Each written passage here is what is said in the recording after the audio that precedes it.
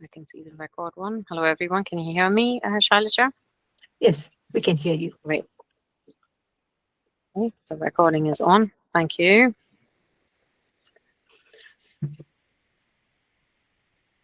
Should I start, or are you presenting the Women Coding Community Guidelines?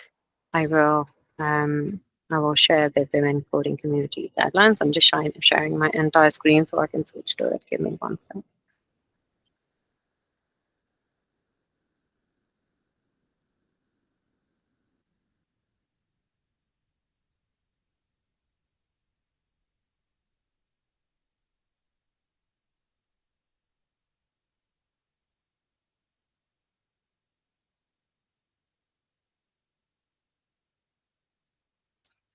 Woohoo! Getting live. I'm presuming you all can see my screen. Yes. Thank you.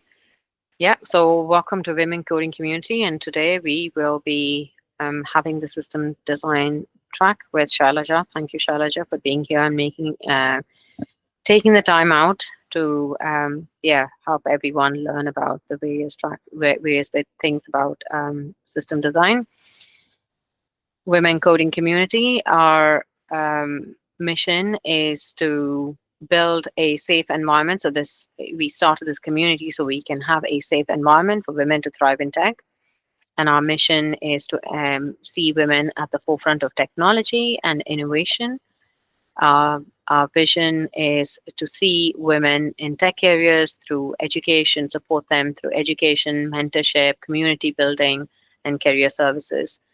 Um, and we do this through workshop and events like one that Shalaja is here for, and pair them with industry mentors through mentorship program. And also we have a Slack, so come and join Slack if you're not already there. Um, and we are trying to build a very inclusive society and place. And the most important thing for today's meeting is that we want to keep our space safe. So there's a code of conduct here. All it means is please be nice to each other. If you go to our website, you should be able to access the code of conduct.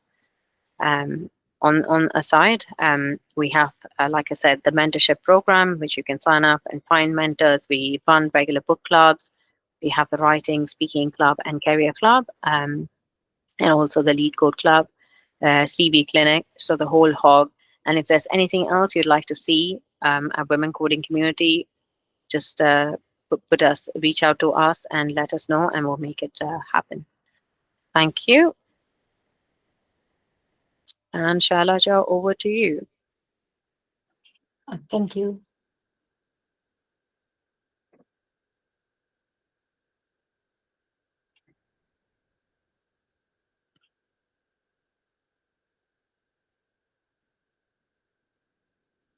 One minute. Yes.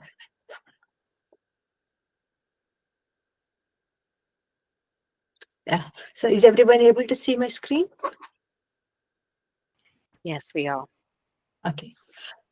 So today we covered fundamentals in previous sessions. Today we are starting with our first system design end to end, and but this has two parts because we didn't cover Kafka kind of messaging systems before, and there can be some beginners as well. I will first explain the basics fundamentals of the message queue, pub subsystems, event streaming platforms, and how it's a typical, for example, Kafka works. And once I explain, give the overview, then we start the system design together. This will be interactive because we will be designing a system. I want you to think as a interviewing candidate and answer me when we start the system design. Again, this similar to the previous session, I will take questions after completing one section because I don't want to distract others while I'm explaining some concepts. So after completing one section, then I will take questions. So first, let's go through what is a message queue. Uh, so simple message queue, if you see, if let's assume we have surveys. Um,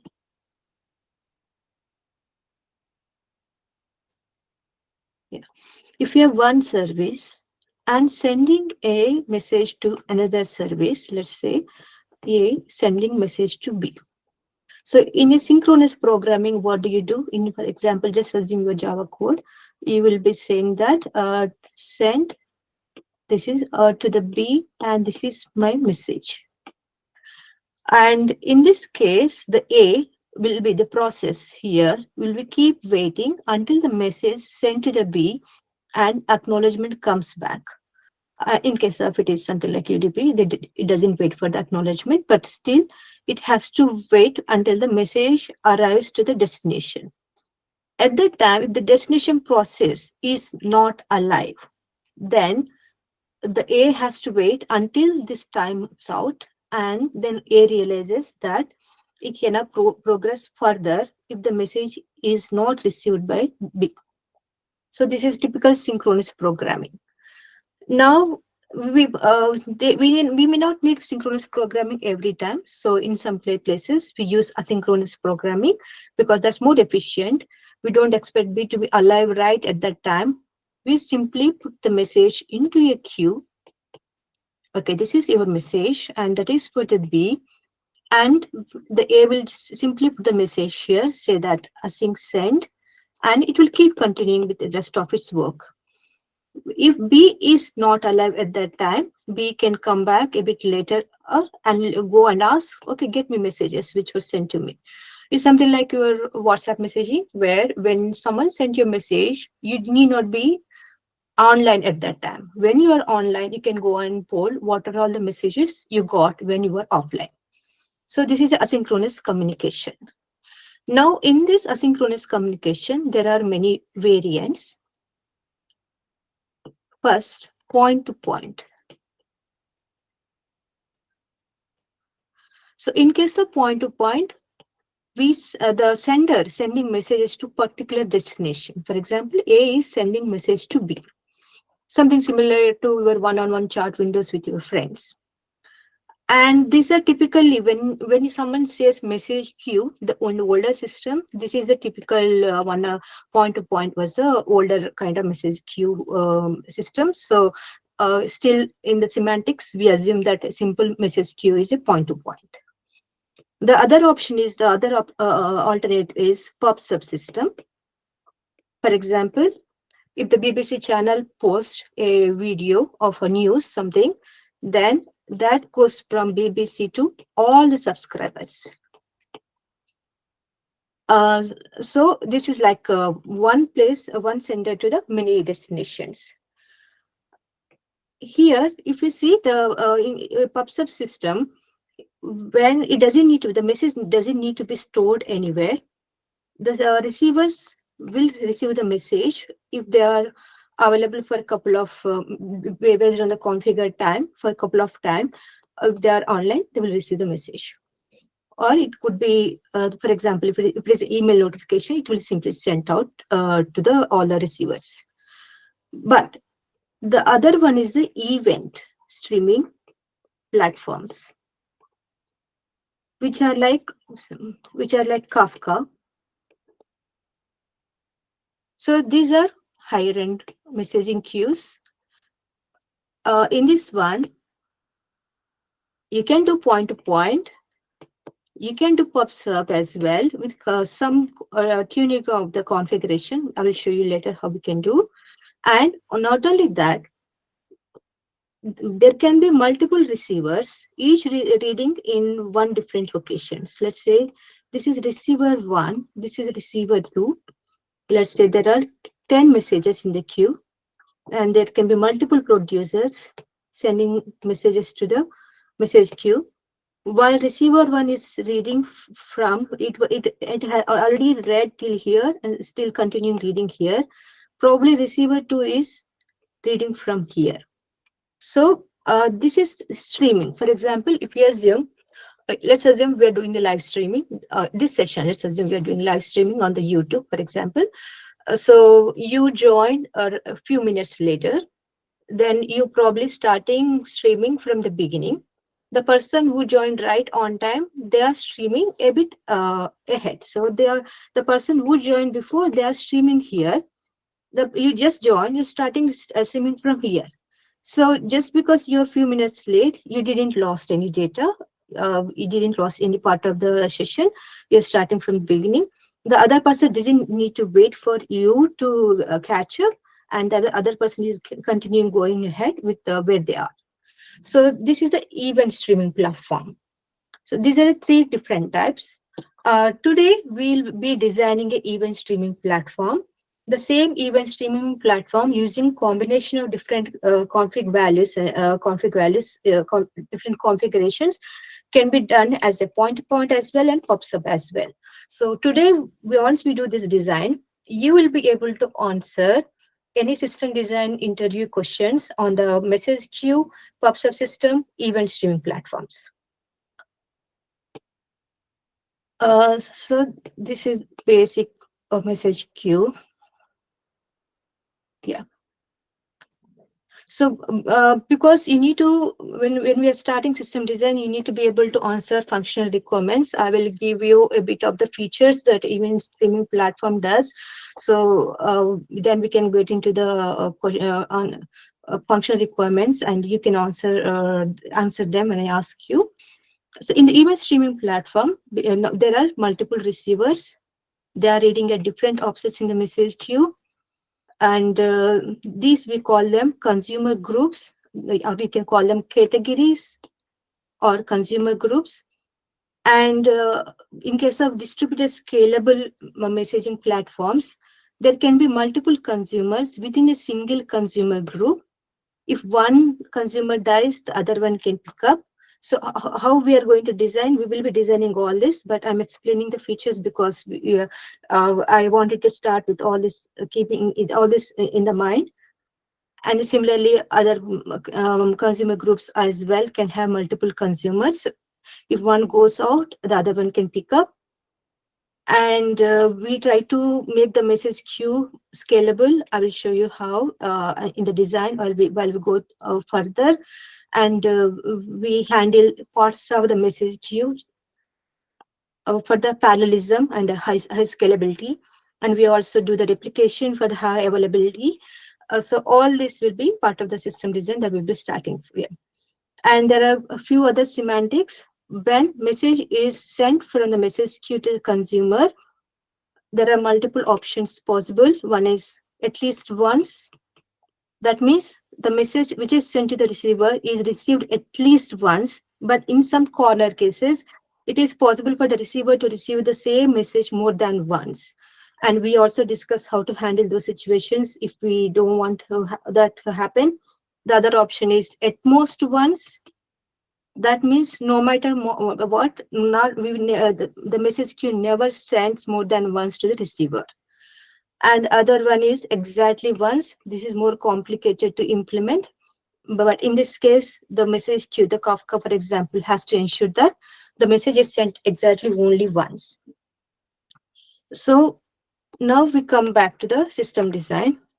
Let's start today here. I will hide the functional requirements here. Now I will ask you all on the on the chat window. Let's assume I'm the interviewer and I'm asking you all to design a event streaming platform, something like Kafka. So we go through different sections in the interview process: functional requirements, non-functional requirements, APIs, estimates, then high-level design, then detailed design, and then improvements are good to have things.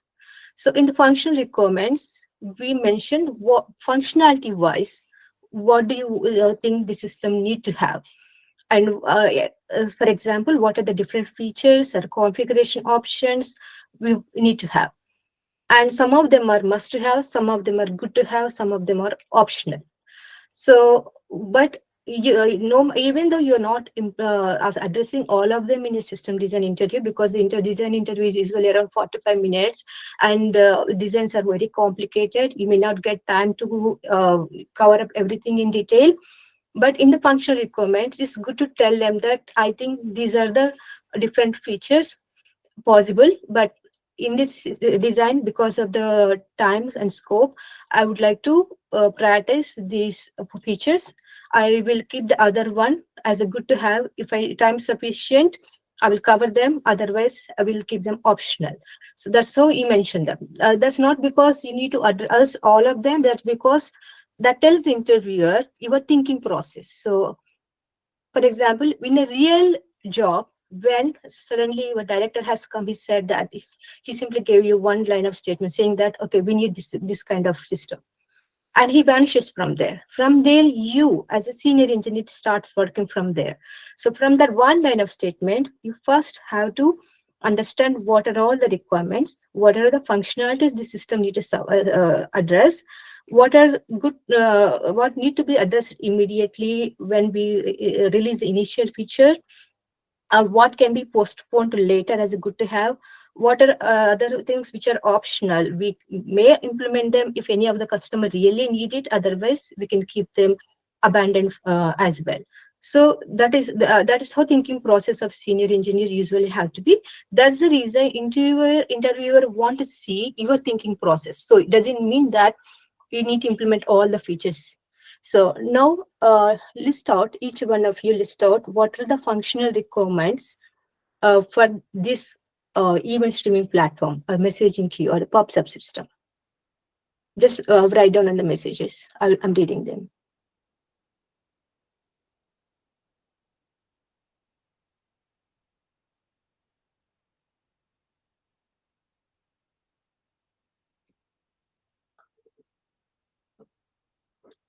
Yes, that's correct. We should be able to produce a message.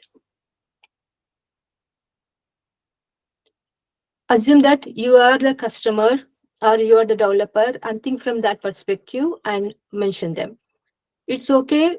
Not all the features need to be really addressed, but it's your thinking process that impresses interviewer. Okay, latency, this comes under non-functional requirements. That means which are not immediate like features of the system, but these are as a when customers are using what kind of I mean, how do I mention that in a typical English word? Uh, Throughput, high availability, latency, all this which we wanted to ensure our system need to have, but not really like a typical feature that customer directly configures or uses them. These are called non-functional requirements. So the Yeah. latency comes under non-functional requirement. But sometimes I think it's worth clarifying because sometimes if the latency, because I've worked in systems where we work with devices in the field and the latency is so critical because every second delay means an accuracy of like 10, 10 centimeter accuracy.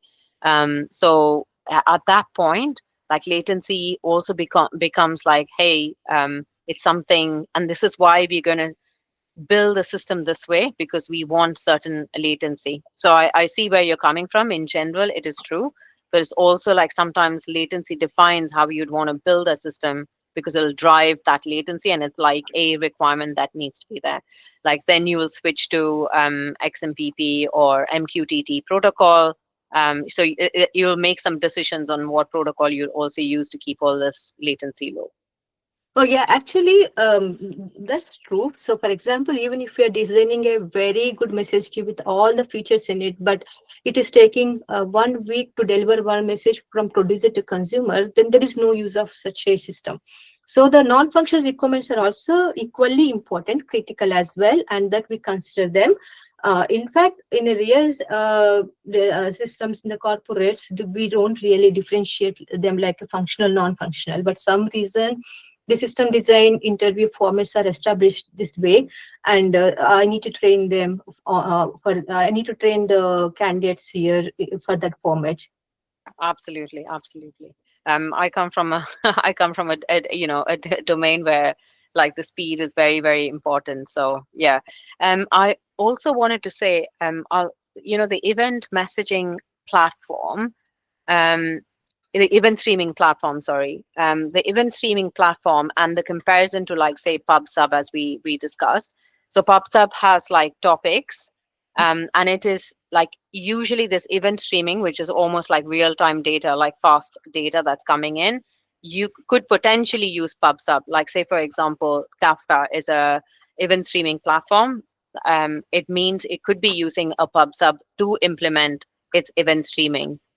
So I just Uh, want, yeah, Uh, Event streaming is the higher end, so we can just configure it as either a point or pop sub, or we can use that as well. So once we go to the detailed design, I will explain how it can be used in different variations.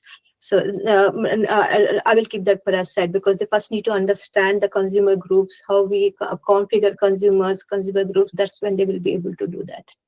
yeah, okay. I just wanted to because we had just spoken about PubSub and event streaming. I wanted to say because I've used Kafka, MQTT, and SQSs and so on and so forth, and SNSs, and I just wanted to um, like just because we've also used sometimes we've used Kafka for event streaming, but we also use Kafka for non-event. I mean, if even if it's not real time.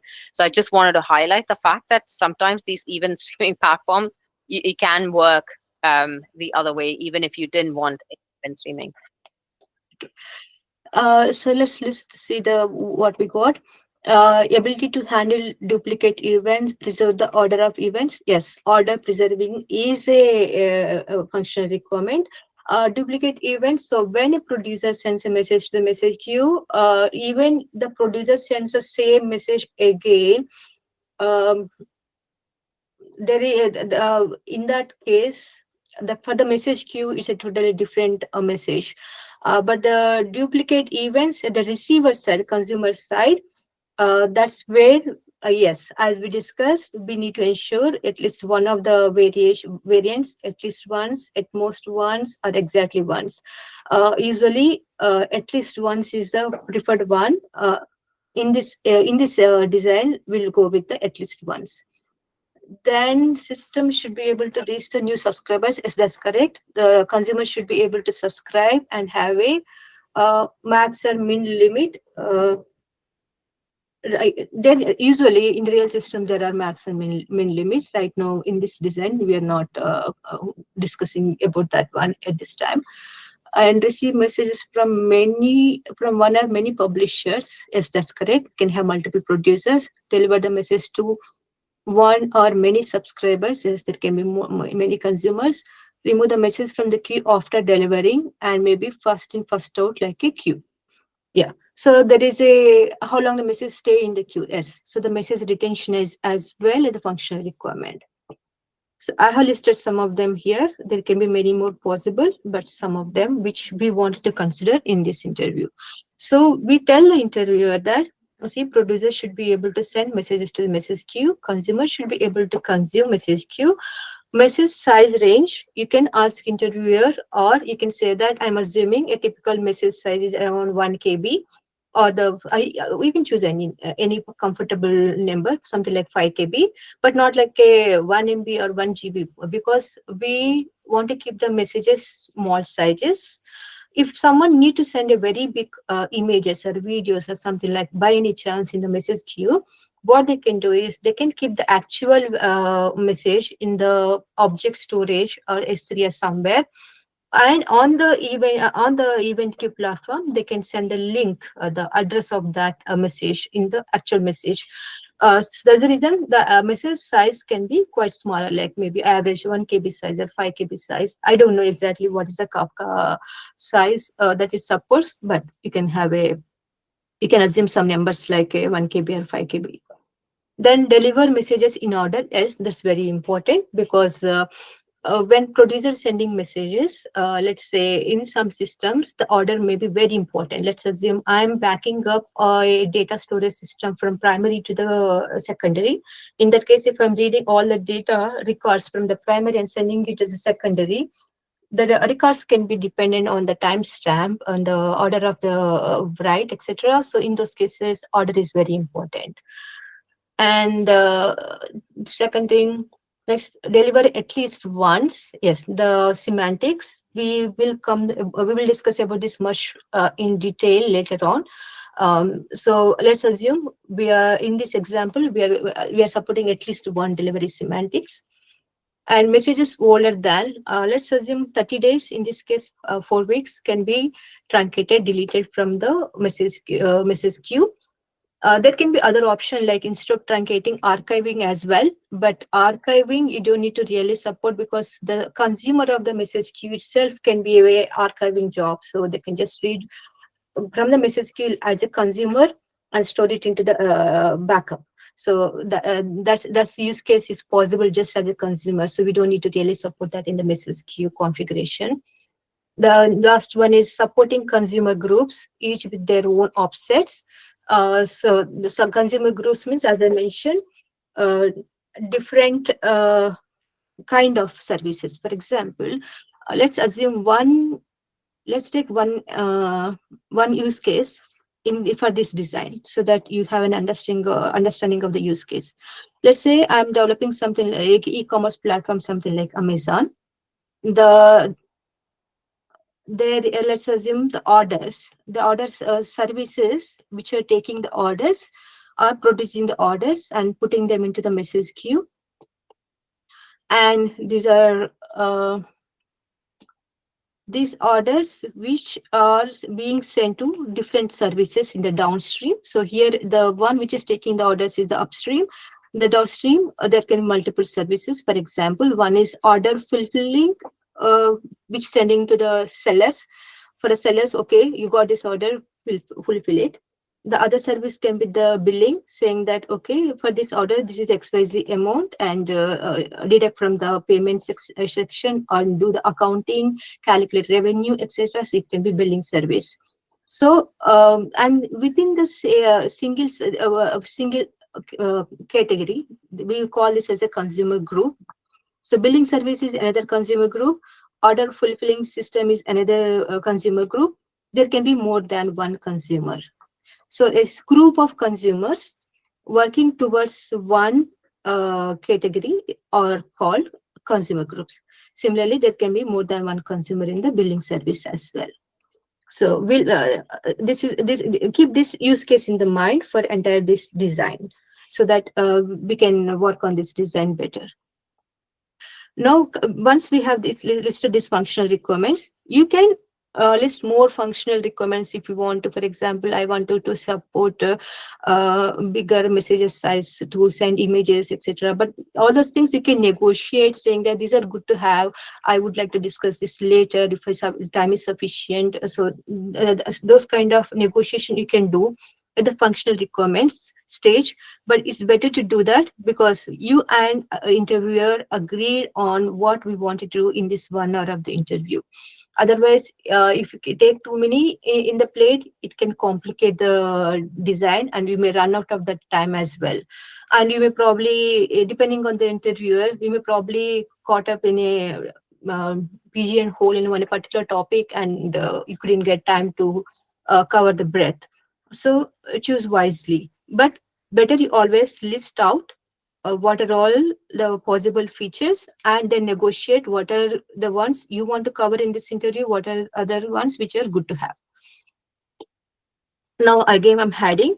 We have to list the non-functional requirements. So yeah, please go ahead and list them on the chat window. Non-functional requirements are all the ones which are not like a features for the end users, but which are definitely needed for our system to be usable by the end users, to meet our SLAs, etc., and availability, latency, etc. So just list them.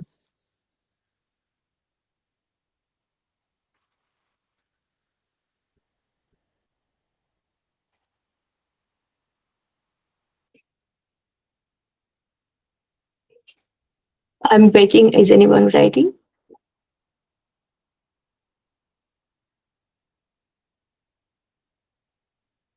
Yes, throughput, that's correct.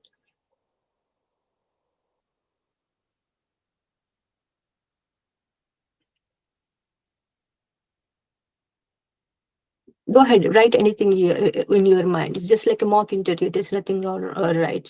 Yes, that's correct. Latency, durability is correct. High availability, scalability is correct. Concurrent messages that can be handled. Yes, concurrency, which is part of the scalability. That's correct. Yeah, so you covered pretty much most of them. So the non-functional requirement, we wanted this to be distributed and scalable, and high throughput, low latency, high availability, and replication is needed for the high to ensure high availability. And access control, see here I'm trying to negotiate access control, authentication, authorization, to ensuring that only certain users can read certain topics, etc. This I wanted to keep it as a optional, or cover it only if there is sufficient time left over. So that's the reason I am keeping. I will negotiate. Usually, if I'm the joining the interview, I will negotiate with the interviewer saying that I will keep it as a optional for this interview. If there is time sufficient, then I will come back to this. That's what I will tell the interviewer. Then coming to APIs, again, I will hide this one. You don't need to list all the APIs possible because there can be really many, but the basic APIs a producer need to have to use our system. We are developing a system like something which is competing with Kafka, then we need to provide a couple of APIs. So what are the APIs we need to provide? What are the APIs that producers need? What are the APIs that consumers need? And you can just list them. You can just mention the API names as well. No need to mention the params and etc. In a real system, it's usually some interviewers may ask you what parameters you will send. So better to think through that as well.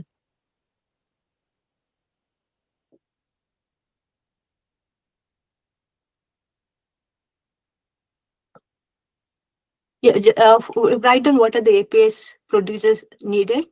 If you are writing a Java program, producing messages to the Kafka, for example, what is the API you will need from the Kafka side? Yes, send, that's correct.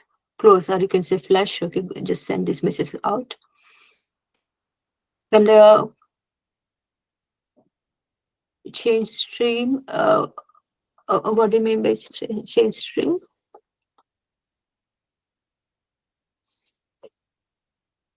Yeah, publish, send. Now let's come to the APIs from the consumer side. What is a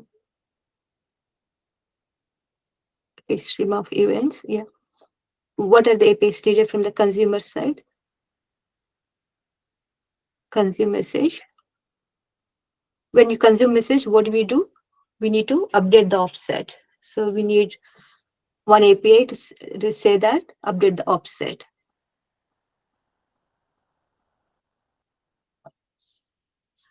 Okay, I will explain what is the offset here. Yeah.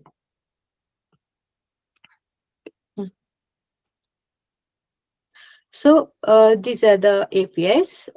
There can be many more APIs possible, but we are listing very few minimally required APIs here. Send a message to a particular topic and provide a key for the message and actual message. And subscribe to a topic. The consumer can go and subscribe to a particular topic, and then poll for the messages.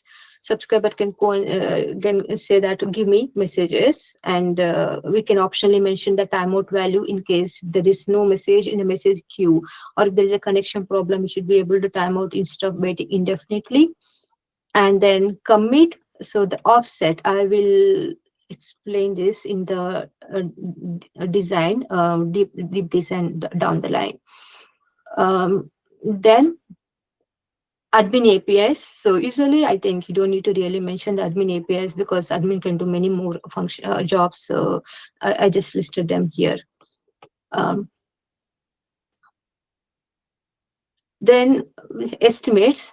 Because many of you need some understanding of the internals like offset and everything, etc. I'll come back to the estimates. Usually, we do give estimates right after the non-functional requirements, just to see the reason why we do give estimates.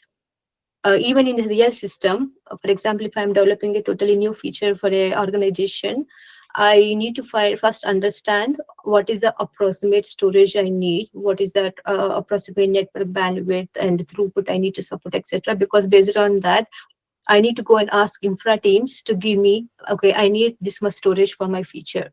And usually we ask upfront, like 1 year before. So we even before start working on a feature, better you have an understanding of approximate numbers. These numbers are never correct, always keeps changing, but it's good to have an understanding of the approximate numbers. Okay. Before going with this one, I will first explain what is an offset. Uh, Okay. So for example, as I mentioned here, one consumer consuming, let's say, just starting from the beginning, let's assume consumer C1. When the first message is, let's say, 0, 1, 2, 3, 4. These are the order of the messages the producer has produced and kept them here. Let's say you can say order ID, order 0, order 1, order 2, order 3, order 4. The first consumer has come and asking the message queue, poll whatever is the timeout and give me messages. Now message queue will return the messages in a buffer saying that these are the array of messages.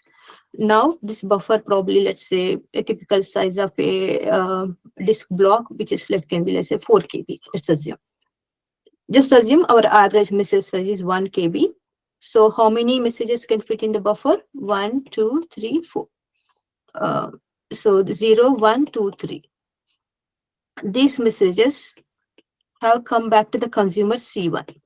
Now consumer C1 goes through each one of them in the loop and it does the processing. For example, if it is a order fulfilling system, for each of the orders, it will send the notifications to the seller saying that you got an order, corresponding seller. Once it is done with processing these records, it will go and it will tell the message queue that I am done with these records. That's when message queue updates C1 to the new offset. And the next, again, this keeps happening in the loop, like a never ending loop. Now consumer C1 says that, okay, give me more messages. I'm done with the previous chunk of messages, give me more messages. The message queue checks, okay, where are you in the message? Oh, no. What did I get? Okay, sorry. So message queue checks where is the C1 in the message queue. It checks that it was done from 0, 1, 2, 3, and now it has to give from 4. From the 4, whatever the leftover, or if there are more, next 4 messages, it will go and return them back to the consumer C1.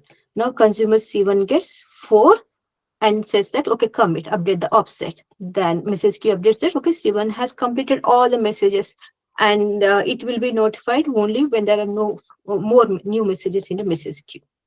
While C1 is doing this, C2 probably is doing something different. Let's assume its buffer size is just 2. Let's assume the C2 starts here.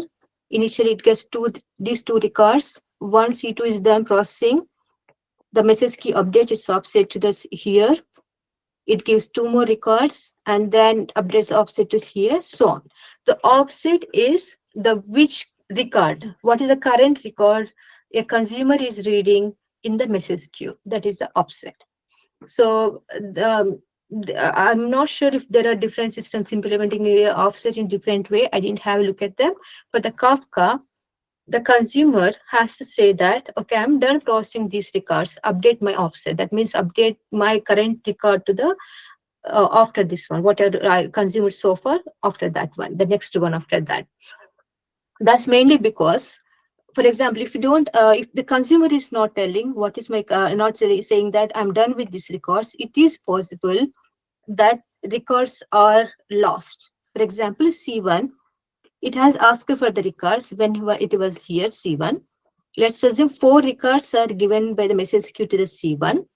Then let's assume message queue says things that, okay, C1 took 4 records. That means its offset is now 4 here because it already took the 4 records. Let's assume in this case, C1 crashed. C1 was having these 4 records in memory, but then it died even before processing. And when it goes back to message queue and asks message queue to give me records. This message queue won't give those 4 records. It assumes that C1 already done with those records. That's the reason the Kafka or even streaming platforms gives the freedom to consumers to tell when they are done with the processing those records. That's to ensure that at least once guarantee. At least once, because you probably took this 0 to 0, 1, 2, 3 records twice. Once you took once, while processing you died, you again asking the message queue and you took them again and processing them. And in this case, there can be two different possibilities. First time, it before right before crashing, probably it processed these four messages.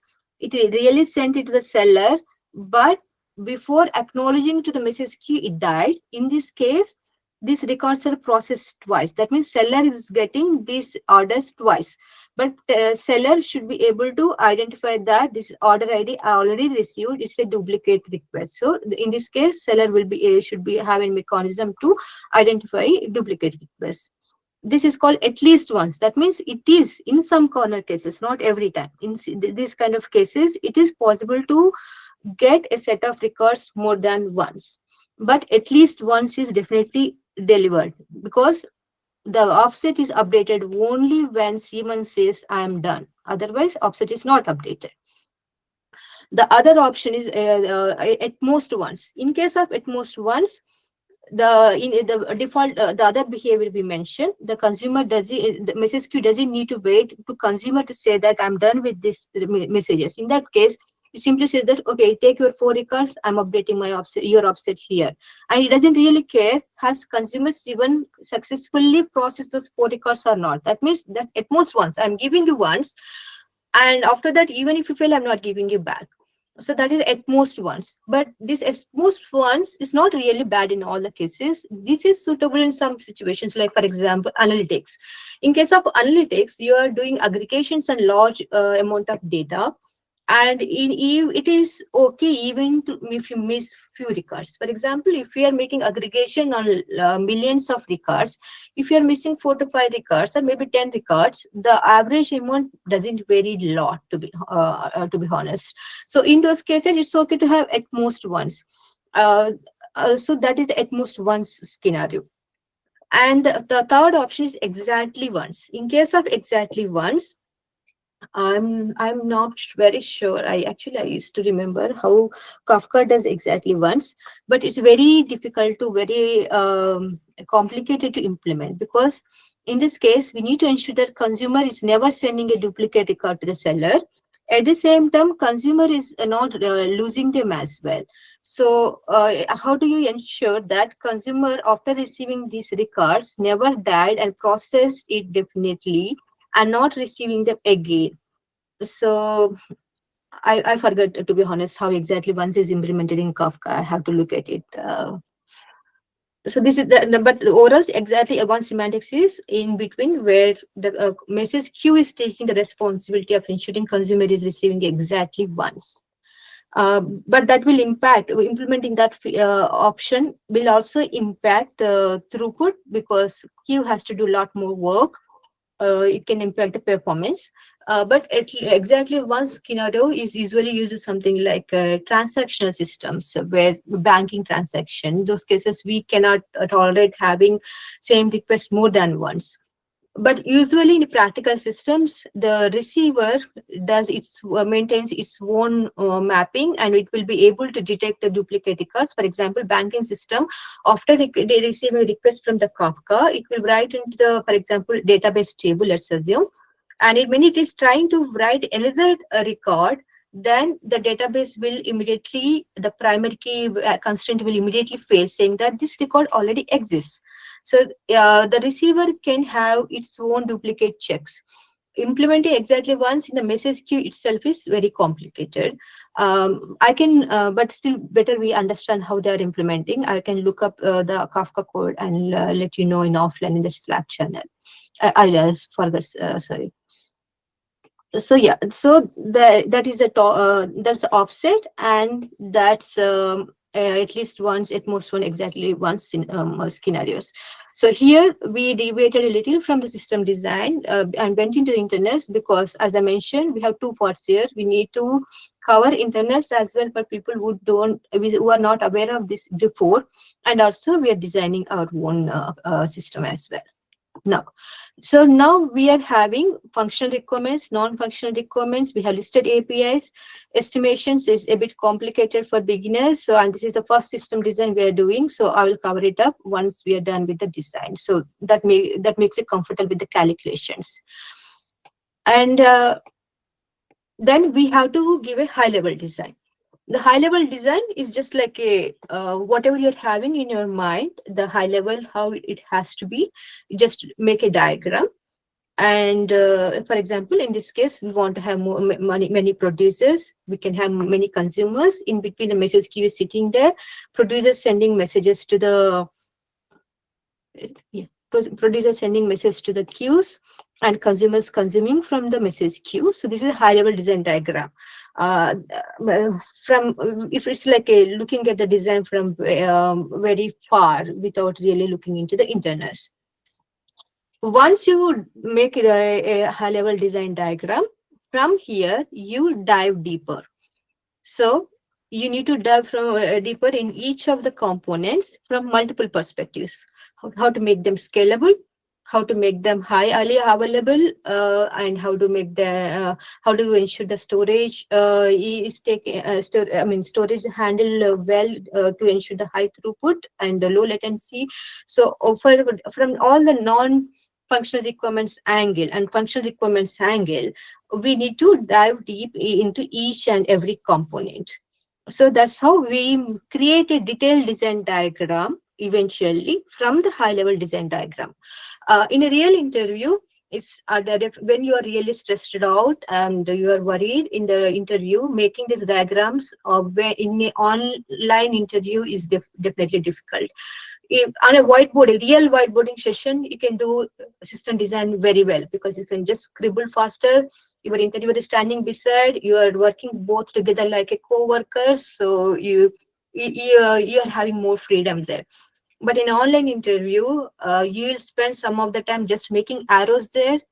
To be honest, I also received one such interview where after interview, the interview feedback was that couldn't draw diagrams well. So she struggled to make the arrows and boxes. I was like, okay, is that a real interview outcome? If I am an interviewer, if someone is struggling, I try to help them wherever possible. Or if they are still struggling, if they are having the content, if they are having their thought process is correct, but just because they are struggling to make diagrams online, I wouldn't reject them because of that. But if someone is doing that, it's not your fault. Just as understand the kind of culture that organization or the team is having. So when you are rejected, it's not always your fault. Sometimes it happens for your own good. So you think from that perspective as well. So now we are having high level design diagram. Now from here, we dive into each and every component in detail to make them scalable and highly available, etc. Let's come look into the producers first.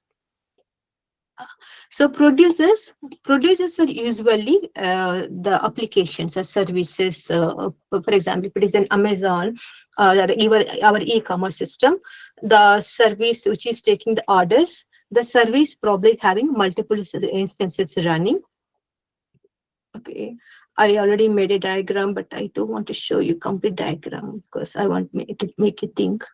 Yeah, let's assume this e-commerce platform is having order service, which is having many instances of the service running. It could be in different geolocations, a few instances in US, few instances in UK, and so on. So, and each instance, when it receives the order request from the customer, it is generating a message and sending it to the message queue. Similarly, at the same time, this producer as well. Now, if you look from the scalability perspective, producers are very easily scalable because these are instances of the service running in our organization. So if and usually microservices are already scalable and high available, as we discussed in the previous sessions, how we design them. So if one producer is failing, the service will instantly create another instance, and it will come up and take requests from the customer and send them out. So from the producer side, there is not much to worry about. Now, if we come to the uh, message queue, the message queue can be having, it can be very big. For example, uh, yeah, from the producer side, I need to cover one thing, sorry. There can be different kind of topics in the message queue. For example, in the one Kafka, the Kafka can be used by multiple services. It is a platform. So it's not like you're deploying separate Kafka for each and every service. You're deploying one Kafka cluster for entire organization and let them to use them. There can be more than one cluster as well, but it's possible to have just one cluster, big cluster deployed and all the organizations using them. It's like a platform. So what we are, for example, if you are doing a Cassandra can be used by different teams in your organization, and they may be creating different databases, different tables, etc. Similarly, Kafka also can be used similarly. So let's assume I have another service in our e-commerce platform. That service is subscription service. Let's assume our Amazon, which when I place an order, those requests are going to order service. When my monthly subscription is producing the orders, that one is going to the subscription service, let's assume. So both are producing messages, but let's say subscription service sending to a topic, or you can say that category name, subscriptions, topic subscriptions. In Kafka we call them topic. So that is a one message queue, the one message queue, the physical message queue for one category. This one is another message queue. I'll just make it a diagram. So these orders are sending messages to this message queue. The subscription is service is sending messages to this message queue. So, but Kafka can have many such message queues in millions, maybe billions as well. We don't know.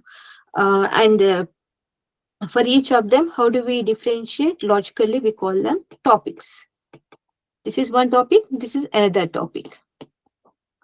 So the subscription service is sending messages to topic subscription, this message queue, and the order service is sending messages to topic orders. So this way we are scaling the producers. There can be different category of the producers, and they are sending messages, different message queues on our event streaming platform. Now, then each of the topic, just one topic can be very big. For example, in our case, the order service, if there is a, if let's assume on Amazon, I'm sure overall worldwide, there can be billions of records being generated, billions of orders being generated.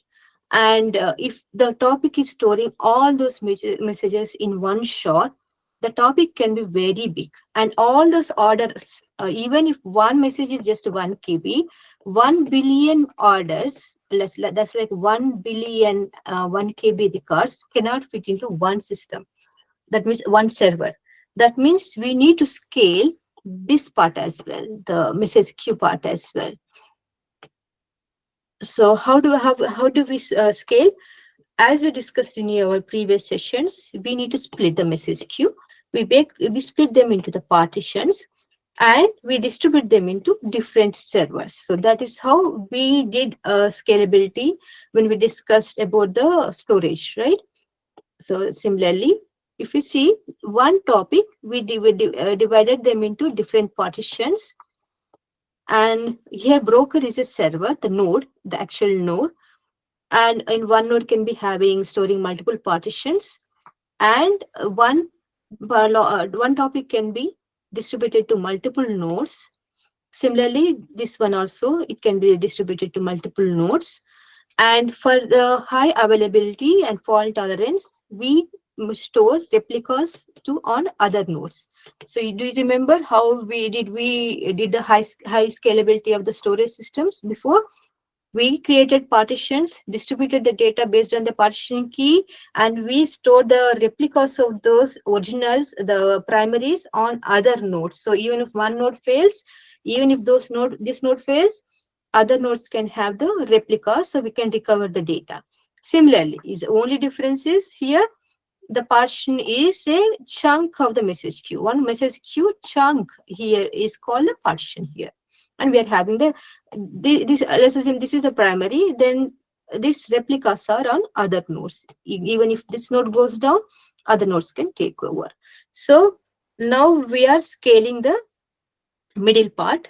We are distributing them into multiple servers and ensuring the replicas are there for the recovery in case of the fault tolerance. Now we need to scale the third part, the third component, the consumers.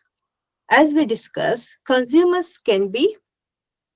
uh, consumers are also again simple applications, the services running, but those are downstream services. Producers are the upstream services. So consumers, because those are simple services, they can be coming up and going down. For example, one instance of the service is going down. So we need to ensure that our consumers are still able to handle process messages even if one's consumer is going down. And there can be multiple consumer groups as we discussed. There can be order fulfilling service consumer group and billing service consumer group. Both can be reading from the same topic. See, so when one order is produced, the fulfilling service is taking the order and sending it to the sellers. The billing service is making the calculations of the revenues, etc., and doing the accounting. And they both can be having different offsets. So order fulfilling service probably reading from this offset in the partition, and the billing service is reading from the another offset.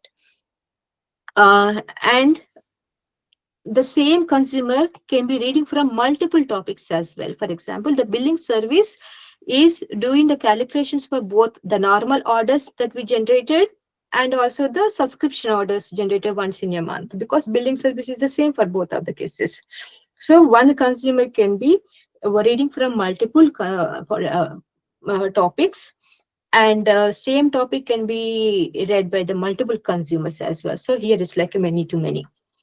And so in the one consumer group, here there are more internals going on here. This is a bit of deep dive. Before starting that, I wanted to ask if there are any questions, because if everyone is silent, I'm a bit afraid. Is everyone understanding or not?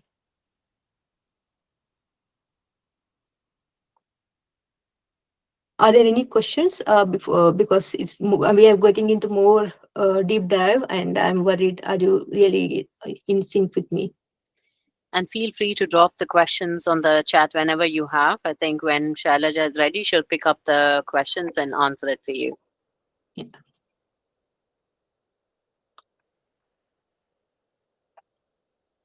Yeah. If you don't have questions at this time, I will complete this consumers scaling part, and then I will come for the questions again. Okay. So in the one consumer group, if you see the partitions, the order with the FIFO order that we discussed, the order in which the producer has produced can be delivered in the same order, can be consumed in the same order only within one partition, not for another partitions. For example, not for other across partitions. For example, there is, let's assume there is order ID O1. O1 is here, then O2 is produced a little later, as let's say O2 is produced, O3 is produced, so on. Then when consumer is reading in from this partition, they read them in the same order. First they read O1, then O2, then O3. So the order is maintained. But why are we having the partitions? To have the parallelism, to have to be able to scale. So if in this case, for example, you're having O4 here, O5, O6, it is always possible that the other consumer, which is reading from this partition, they probably already started processing, done with O4. Let's say this is a very small message, doesn't have much processing left, and started processing O5, while the consumer one is still processing O2. So if you see, the O4 is processed before O2, and O5 is processed, started getting processed before O2. That means the order of the production need not be maintained across the partitions. And this is a flexibility that Kafka or even streaming platform is providing when you want to have a parallelism, and you know that it's okay to process messages posted to different partitions in parallel. That's when you can configure partitions this way. Otherwise, for example, I have a use case where none of the messages should be processed out of the order. In that case, you need to configure your topic to have only one partition. Let's assume my subscription service, for some reason, just assume that always need to have the subscription service orders in the order only, never out of order. That's the reason I have only one partition for the subscription service. So all the requests which are going to subscription, produced by subscription service are only in a single partition. So always in the order. O1, O2, O1. So even if it is hundreds, millions, billions, doesn't matter. But this is, while this is ensuring order of all the messages in its topic, but at what cost is it? We are not having parallelism. There is only one partition, and one partition can be read by only one consumer in a consumer group at a time. Even if the message queue is getting really big or having a lot of messages, still only one consumer is trying to process them. It can be delayed and it can be slow. So you need to the event streaming platform is providing you an option. You can configure how many partitions a topic need to have, and based on the number of partitions, the parallelism is also there. So the parallelism is almost equal to the number of partitions a topic is having. If it is having only one partition, it's pretty much sequentially being done, every one by one message in a partition. If there are two partitions for a one single topic, these two partitions are getting processed by if there are more than one consumer, of course, can be processed by multiple consumers at the same time. That means throughput is double compared to single partition. If there are four partitions, that means throughput is almost 4 times equal. So, for example, in case in case of the order fulfilling platform, it's okay to have multiple partitions. For example, because there is no dependency of the order from I placed order for one chair, I placed another one order for my utensils. These two orders can be landing in the different partitions, and they can be processed by different sellers. And even if utensils order going first before chair order, it's okay. In those cases, we configure to have multiple partitions. And again, how do you mention which partition a request has to go? There is some flexibility on that. When we are producing a message here, in the message, the Kafka, for example, gives you an option to mention partition ID or a key from which partition ID is generated. It's something like key percentile, number of partitions, the hash algorithm that we discussed in the previous sessions for partitioning of the data. So using some such kind of algorithm, you can you can decide, the producer can decide whether which partition this record can go. So if you want to have multiple partitions, but you want to have some set of records to be processed in the order, then your partitioning algorithm need to be such a way that those orders need to go in the order. For example, I want to have all utensils related order to be processed in the order. In that case, I can give the category of the order, for example, utensils, as the partitioning key.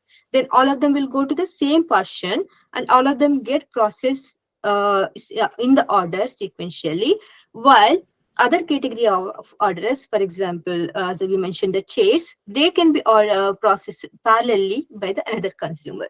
So the producer is having an option to choose partitioning key or the partitioning ID, and based on that, we can ensure that the messages which need to be processed in the order are going to the same partition. Messages which need not be processed in the order go into different partitions. But by any chance, if you want to have all your messages to be in the same order, then all that you need to do is single partition, but you are compromising on the parallelism in that case. This is what in totally high level it is.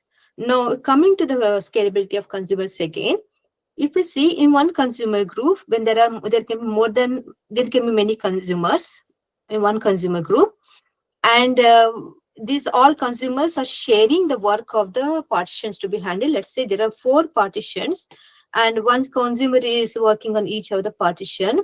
Then 4 consumers are working in parallel, but consumer 5 is sitting idle because it doesn't have any partition to take care of. And it is possible to have one consumer to process more than one partition, but you cannot share single partition with more than one consumer, because that's when the order again goes wrong, right? Because if consumer 1 is taking one part of the partition and the consumer 5 is taking another part of the partition, the order goes bad. So you can't do that. But in this case, for example, you're still having one consumer 5 sitting idle, but if one of the consumer is died by any chance, then consumer can 5 can restart the work, resume the work wherever the consumer 3 has stopped.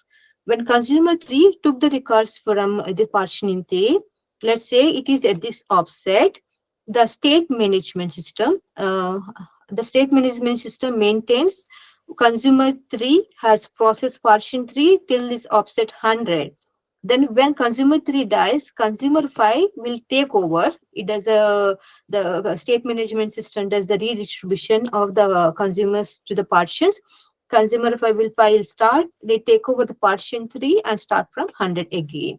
So yeah, when a consumer dies, the work doesn't need to start from the beginning again. That's the reason it's okay to have some idle consumers to be set aside to take over when other consumers have died. So for doing this all rebalancing work, we do have a coordination system. Previously, Kafka was using Zookeeper, but now they have moved everything into their own system, internal systems. The coordination service is ensuring that for every partition, there is a leader and there are followers. For example, this is the leader, and replicas here, they're just followers for this partition, is doing leader election, and also it is maintaining the state management. For example, consumer 3 read from partition 3 till 100, it did the commit till 100. So this state management is done here, and when it failed, this coordination system will assign the consumer partition 3 to the consumer 5. So it does the redistribution of the consumers to the partitions, and even when the broker dies, it will activate other replicas as the primary, and we ensures that we are having high availability. So all this is taken care by the coordination system. And the metadata storage is a configuration. So you can always configure consumer group, how many consumers are there in the consumer group, how many consumer groups are there, how many partitions are there for a given topic, and how many replicas there for each of the topics. So all these configuration properties are going into the metadata storage. So previously, all this was stored in the Zookeeper. Similarly, in a system design interview, you can also use a Zookeeper, but better you have a good understanding of Zookeeper before saying that. Otherwise, they may ask you, what is a Zookeeper? You don't need to have real internet, but some understanding. We will have Zookeeper system design session as well eventually. So yeah, we will ensure that it's covered. But now recently, the Kafka in the latest version changed it to save all this in their special topics. Again, the metadata also stored in a internal Kafka topic. That's like a special topic, say internal metadata topic or internal state topic. So avoiding use of the Zookeeper, they're storing them as well as a messages, metadata state as well as a messages in a internal special topic. And the coordination service also, they moved it to Raft protocol in their cluster brokers itself. But in our system design, you can just assume something like a Zookeeper to make things easier for you, or whatever comfortable way you want it to have. And yeah. So here, if you see, I did mention here notes as well. When I share the notes, you can have an understanding. Partitions 1 to 4 are consumed in parallel because there are 4 different partitions, and consumption order is within FIFO within a partition, not across the partitions. And consumer 5 can take over if one of the consumer dies. Here, if you see, this billing service group is consuming from 2 different topics. One consumer here is consuming 2 different partitions. And topic subscription is having only one partition consumed by only one consumer, so that means all the events in that topic are in the FIFO order processed. So this is how the detailed system design. So what you usually do, first you will come up with a high level system design. Then in each of the component, you deep dive into each of them, thinking from different perspective, from scalability, replication, high availability, and then you want to tell them how the rebalancing works. If one is dying, how it is taken care of by other one, so on. Then you will come with a detailed design diagram, something like that. uh, because I prepared upfront, my detailed design diagram is nice and well written. But if I'm designing something in interview, it will start with messy, so it's okay, don't worry about that. As long as the interview ends with a nice diagram which covers all different sections, that's good enough. Yeah, so here in the notes, I did mention what is the topic and why we split into the portions. So you can read through them. What is a consumer group and a coordination service? Yeah, and then once you come up with the detailed design, it's good. You give a high level overview of how a message production path is working, how message consumption path is working, how message production path is working. Producer is sending a message to.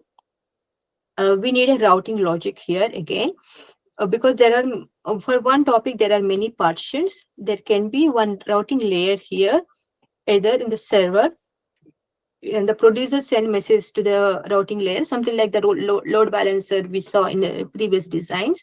But routing layer is deciding to which partition message is going. But if we have a routing layer here in the server, the problem is the message is hopping from producer to the routing layer, and from there it is going to the partition. So message is having one hop. It is getting stored here and again read here and again making another hop. So to avoid this, what we can have, the routing logic is already exposed to the producer using the metadata APIs. That's what Kafka is doing. It doesn't have a routing layer at the server. Instead, it is having the routing information given to the producer. Producer first calls the cluster saying that give me metadata information, how partitions are brokers are mapped. And from that, the producer can mention what is the partition ID the request can go to. So the message directly goes to the partition ID without landing in between anywhere. Uh, this is the in the production layer. So yeah, then when the primary partition receives the request, the primary sends the message to replicas to ensure that before acknowledging the request as done, it ensures that it is written, the message is written to at least a couple of replicas as you configured. For example, if you configured at least message should be written to 3 replicas, it will write to 3 replicas and says that it is done, as we discussed in the previous replication strategy. And then a leader sends a message to the replica. Okay, then yeah, then once the message is written to the primary and replicas as we configured, that's when message queue says that okay, message is written in the primary and also written in the replicas of a minimum number of replicas, and says okay, I'm done, message is here. And then consumer can consume them asynchronously later on. Similarly, consumer path. Actually, before I wanted to check if there are any questions. I will share the notes. This entire notes I will share. Actually, I used a couple of reference points. The main big important reference which I really did like is the system design interview book by the Alex Zhu. I don't know, do you have this book? But I don't know, is it freely available or not? But I will send out to you the chapter name and the book name and the Slack channel. But this, even if you don't have a book, don't worry about buying it. It's pretty much same as the Kafka system. So yeah, you can go to the Kafka documentation, but it's very huge and you don't want to read everything. But ChatGPT is very good. You can ask ChatGPT to give a overview of how Kafka is designed, what is a broker, what is a partition, why do we need to do, and so how do we need to configure consumer groups for certain scenarios. So ChatGPT can also help you well in that. In fact, you can do the mock system design with the ChatGPT. You can ask ChatGPT as the interviewer. You can be the candidate and answer the questions, or you can interview the ChatGPT, and it will go in a step-by-step process to guide you. Once this is today's session is done, I will recommend all of you to have a one-on-one mock system design of this topic, the distributed message queue between you. You can form groups between you and take mocks of each other. And because even if you think that you know better, when you speak, that's when you get the clarity, and the opposite person also can give you valuable feedback. So better you have mocks between you. Recording of the last session was shared today. I just saw the notes on event. I can post the same link to you on the Slack channel as well. I think we are out of time almost. This the We still have to cover the storage part, and there is more to this. I can split the remaining part into the next coming session. I will take the questions now. Um,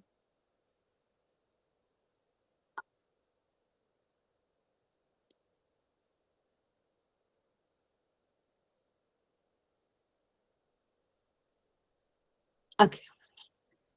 Yeah. Hi, Irene. Sorry, Irene. I don't know how to pronounce. Sorry. It's Irene, but no worries, I respond to anything. Just wondering, earlier on you said the event streaming system can be implemented using PubSub, which we've went through in detail here. Yeah. But I'm wondering, so when you're not using PubSub implementation, does it mean the consumers read all the queue? If you're not subscribing to specific topics, what's the other possibility in that scenario if you're not using PubSub?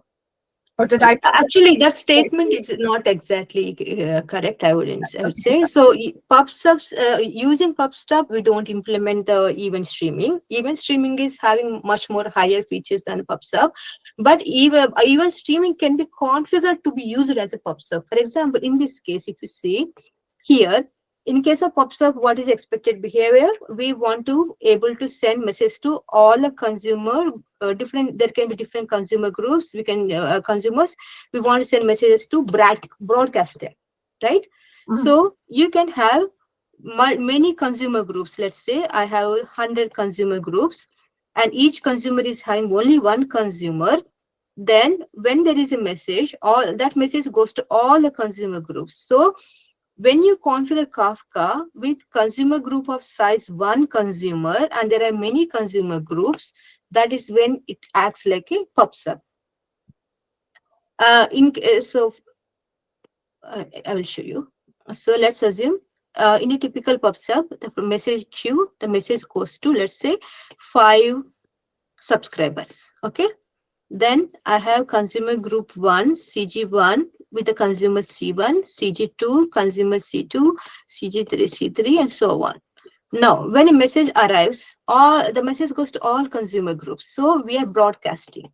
The behavior of a PubSub can be resembled by configuring consumer groups as to resemble the PubSub system.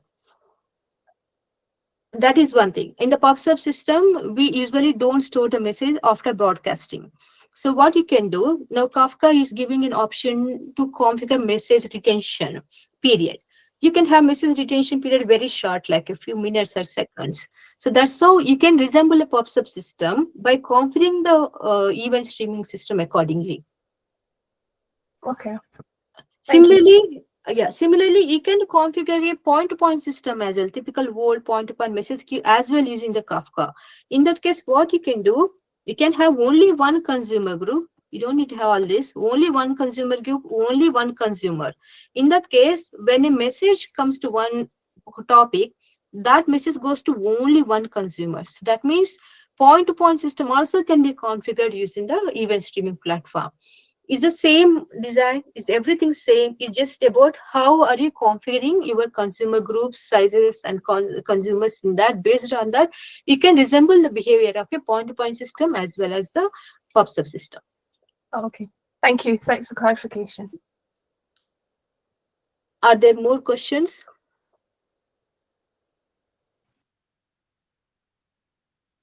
Are there any more Shaila, I questions? have Yeah, go ahead. one question. Suppose if we maintain a single partition for Hmm. the messaging queue at the Hmm. publisher side, and Okay. then if we partition multiple consumer, if we do partition the consumers, would we still be able to maintain the order of the events? So it depends on how you're configuring. For example, there is only one partition. You are saying that only one partition, right? Yes, from the Okay. publisher side, just one partition, but at the consumer side, we have multiple partitions. I don't So know, when we say consumer, is it that multiple nodes consuming a topic? Is that what you meant by partitioning of the consumer when you were explaining consumer earlier? consumer, you can simply say that one instance of a Java program. Ah, So okay. All producer right. also is also one producer is a one instance of a Java program. Multiple producers means multiple Java programs are running. Multiple consumers means multiple Java programs are running. They are saying that give me messages. They are just doing a while loop, give me message, and the producer is doing the while loop and saying that send message. That's all they are doing. So those are outside the message queue design. If you see, this is the actual event streaming platform we are developing. These are outside our event streaming platform. We are just providing them APIs and configuration options. These are simple Java application program. Any of our users can develop their own programs and use our APIs and produce the messages. It can be a simple Python script, it can be Bash script, it can be anything. They can just write a small program and invoke our event streaming platform. What we are designing is this one. So when there is only one partition is configured for a topic, there one partition can be consumed. Even if the consumer group is having more than one consumer, one portion can be consumed by only one consumer at a time. So that means either it is going to this consumer, this consumer, this consumer at a time, but not to all of them. So that means whatever messages there in this single partition here, those are going in order, delivered in the order to the consumer, and consumer is processing them in the order. That means FIFO order is maintained whenever there is a single partition for a topic. The order for of the all the messages are maintained. Is All that right. So Mhm. yeah, that's good. So that, which means that the consumers in a consumer groups, which probably would be different nodes of a Kubernetes cluster, right? It could be different And that pods. would, Yeah, yeah, different pods, yeah, and that would be so only one of the node would be able to consume from a certain partition. exactly. But then there could be other consumer group that can still consume from that same partition, right? Consumer group, Maybe it's yes, yes, unrelated exactly. You're consumer correct. group. Okay, So let's assume okay. that there are 5 pods, Kubernetes pods. Let's assume you have a Java program written. Uh, three instances of the Java program are running as configured themselves as okay. I am the billing service. 2 instances of the Java program configured themselves as running as I am the order fulfilling service. So there are 2 consumer groups. One consumer group is consisting of the 3 Java program instances. They themselves calling them as a billing service. 2 instances are themselves calling as a order fulfilling service. So when these consumers are subscribing to the event streaming platform, they tell their name. So what is my service name? So 2 Java instances, 1, 2, 3, 4, 5. Let's assume these are 5 pods, and these themselves advertising as order fulfilling platform, and these 3 advertising themselves as a billing service. They will subscribe to the order of our event streaming platform with their name. Then when they do that, Kafka, the event streaming platform, understands that these 3 are one consumer group because they are having the same name. These 2 are the same consumer group. Now, these two can be consuming the same partition. This one can be consuming the same partition. This can also be same consuming the same partition, because consumer groups are independent of each other. These are independent. Only consumers within a consumer group have the dependency. Either only one of them is picking the one partition. They can be picking more than one partition, but one partition is picked by any one of them, not more than one. So that means, in this case, if there is only one partition, let's assume this part is picking in this service, but not these two parts. And in this consumer group, this one is picking, then this one is not picking. So both of them are getting the messages FIFO order. This one also doing, this one also doing. And this is fine, because these are total two different services. And that's the reason there are some consumer groups to have the parallelism independent of each other. So this is only applicable to Kafka, right? How about PubSub in GCP or AWS SNS or SQS? I That don't would be know having much. I don't know much about them. In fact, I never read about them or heard about them. But if those are PubSub systems, if they are declaring themselves as a PubSub system, probably they don't have all these configurations options. They're probably simply broadcasting to all the registered consumers. So PubSub means they're simply broadcasting. In case of broadcasting, message goes to all the consumers registered, not to there is no consumer group concept, there is no restriction. Everyone who is registered is getting a message there. And they must be doing in FIFO order, I believe. Hi, Shailaja. Thank I you. actually am a certified AWS architect, so I can pick up that question for you. That would be great. So SQS is a queue system, right? And SNS is where it's like a message, right? That arrives, like when you want to send a message, you send it to SNS, and then it publishes to various other people who have. It's like your notification system. Your SNS is a notification system. Your SQS is your queue system. AWS also gives like a messaging broker, pub subsystems. Similar, like they have their own MQTT broker, which is similar to Kafka. So the slight distinction I want to make here is your PubSub is like a messaging pattern, right? Like Shailaja explained. But your event streaming is a little more than your messaging platform. It's like your specific architectural approach, which will often implement PubSub, not necessarily, but often use PubSub. So in the AWS side of things, like you usually put SQS, SNS, like fan out sort of systems in place. If you just want to use queue, then you'll use the queue part.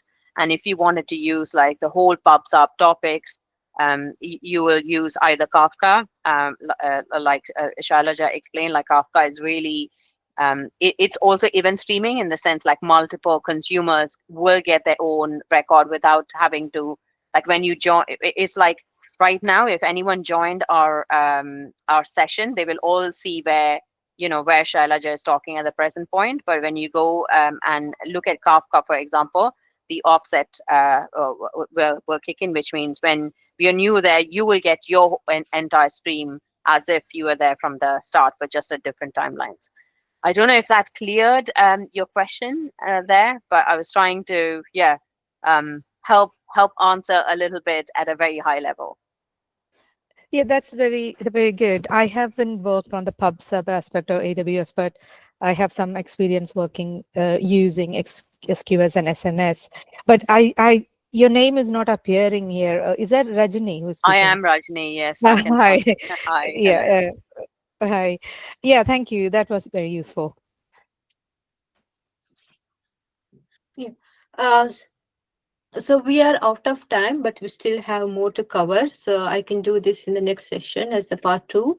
But in between, meanwhile, I would recommend all of you to have a mock sessions between you, so you can learn both topic as well as the communication, and get some confidence as well, and get feedback from each other.